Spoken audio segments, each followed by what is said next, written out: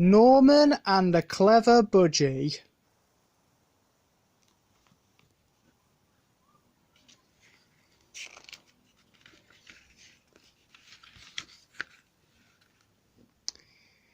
Norman Price was at Trevor's house to see his new budgie.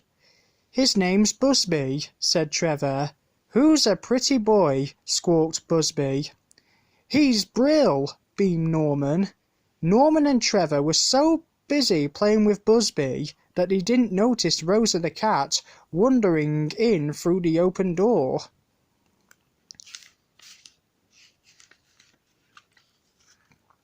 Suddenly, Rosa jumped onto the table for a closer look at the budgie.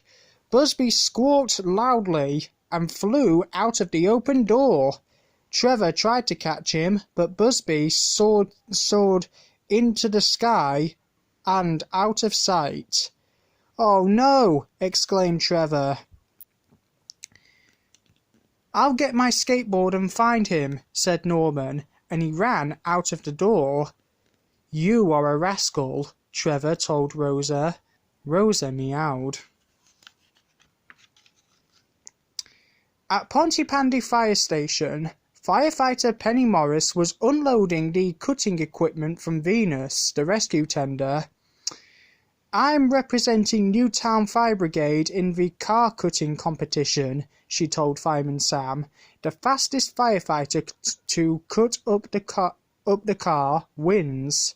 May I practice here?" "Of course," said Sam.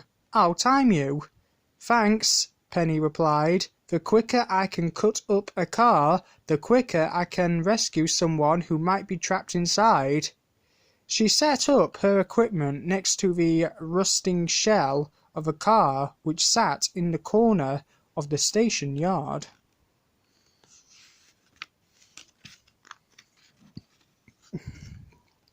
Just then, Station Officer Steele appeared. "I've had a call from Trevor," he said.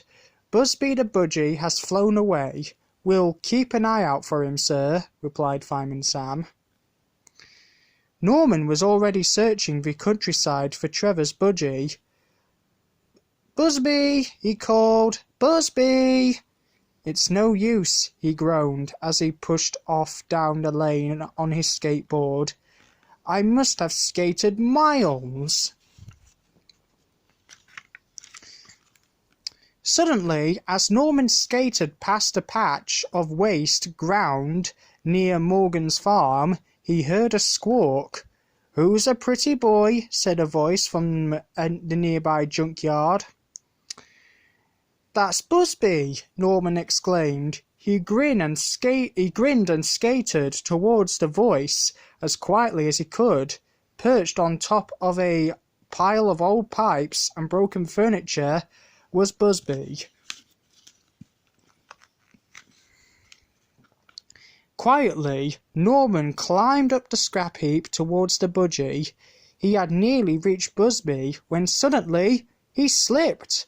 "Whoa!" he cried as he tumbled down from the scrap heap, burying his skateboard under a pile of junk.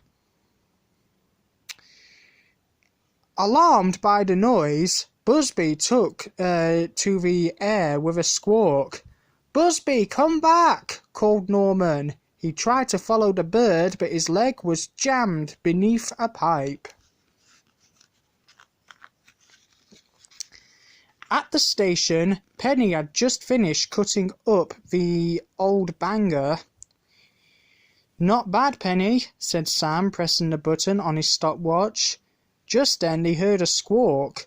Fireman Sam gazed up at the station roof. "Who's a pretty boy then?" said a cheeky bird. "You must be Trevor's pet budgie," exclaimed Sam, but before he could make a move, Busby flew off again. "Follow him!" cried Penny. She and Sam jumped into the fire engine and raced after Busby. Sam kept track of the budgie while Penny drove carefully. Busby flew low in the sky, leading them to the countryside near Morgan's farm. "Stop here, Penny," said Sam, as Busby landed on a fence at the side of the lane.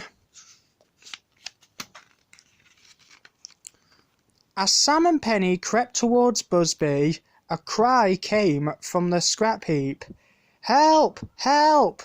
Great fires of London," said Sam. "That sounds like Norman Price." They hurried across the waste ground to the scrap heap, where they found Norman sitting in the middle of a pile of junk. "Are you okay, Norman?" asked Sam. "I was trying to catch Busby," Norman replied, "but now my leg is trapped under this pipe."